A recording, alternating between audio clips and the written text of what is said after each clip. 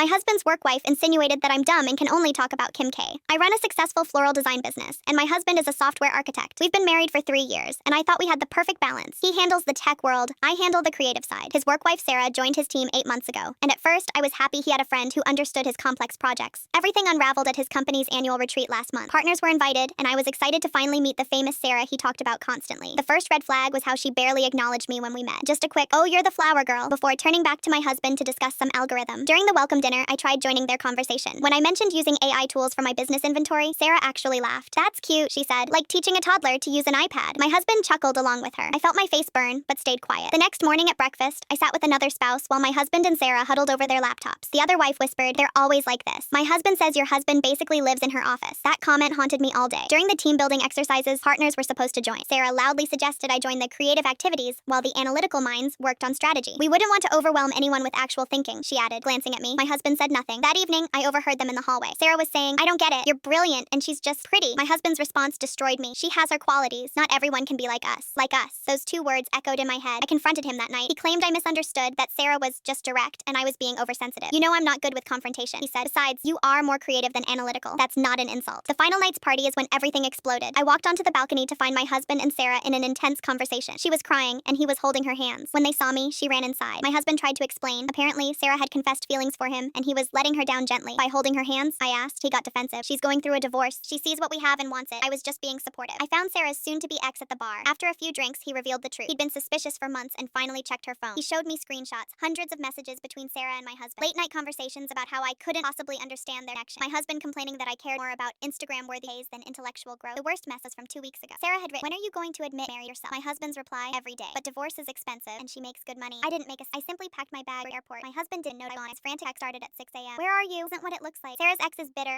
When I got home, I hired a divorce lawyer and a forensic accountant. Turns out, my Instagram-worthy bouquets business makes $30,00000 more a year than his art salary. The house is in my name. A gift from my grand. He'd been transferring money to a separate account for months. Probably planning exit with Sarah. The last text I sent him was a screenshot of my business's errand. "Guess the dumb flower girl was smarter. Your brilliant work wife find an apart. Don't come home." Yesterday, mutual friends told Sarah's divorcing husband got fired for workplace con. My husband is under investigation by H. He's been staying with his mother. Called me begging for forgiveness. He knows he messed up. Sarah manipulated him. I laughed. "No, she just showed me who he really was." The irony? I have a master's degree in business I never mentioned because he seemed so insecure about my success. I let him think he was the smart one to protect his ego. Now he's learning that intelligence isn't just about coding or algorithms. It's about respect, loyalty, and recognizing value in all its forms. His work wife can have him. I hope she enjoys supporting his bruised ego on her unemployment check.